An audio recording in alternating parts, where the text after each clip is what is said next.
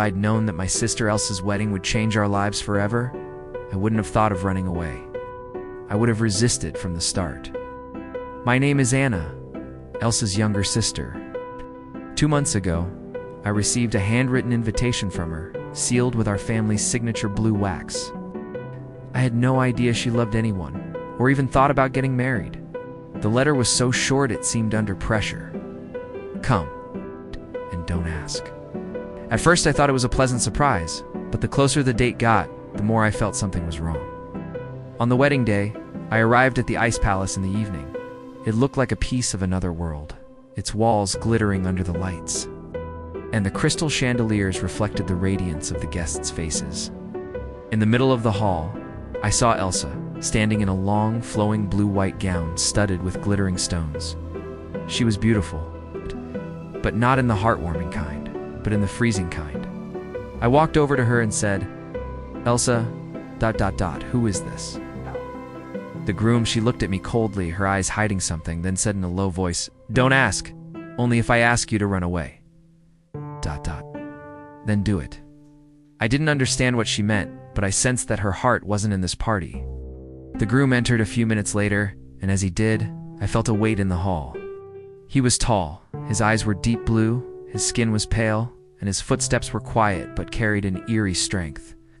He smiled at the guests, but his gaze was fixed on Elsa, as if he saw no one else. Noticed that he didn't touch her throughout the party. Even while they were exchanging glasses, he stared at her as if checking that something was all right. I sat next to her during dinner and saw her hand trembling as she held the fork. She mumbled unintelligible words, her lips moving and her eyes cautiously scanned the hall. Suddenly, the lights went out for a few seconds. I heard whispering and a faint scream, then the lights came back on. That's when I noticed that her ring was gone from her finger, and the groom smiled as if he knew where he'd gone. At that moment, someone burst into the hall. The hall guards gasped. "Sir, ... he's here." The groom immediately turned to Elsa and said, in a sharp but low voice, "It's time." Elsa suddenly stood up and looked at me with terrified eyes. "Anna, ...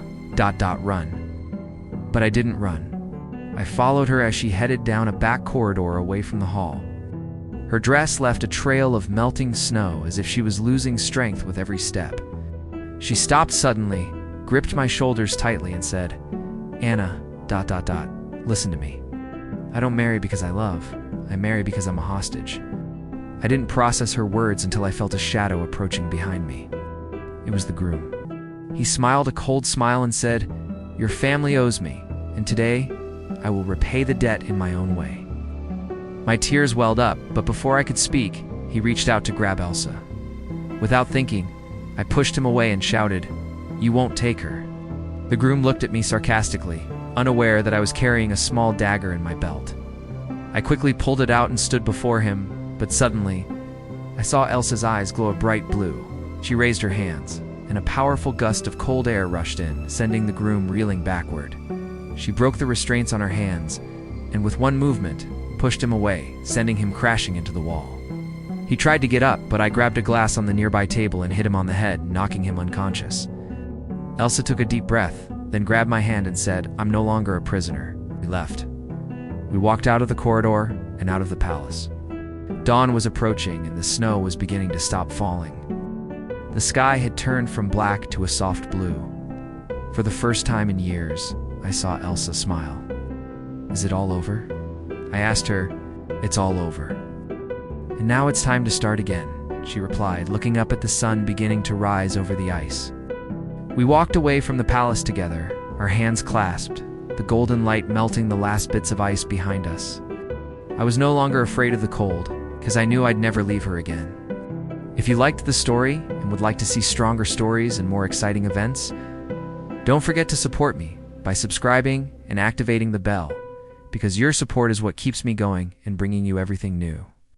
You are the true heroes of the story.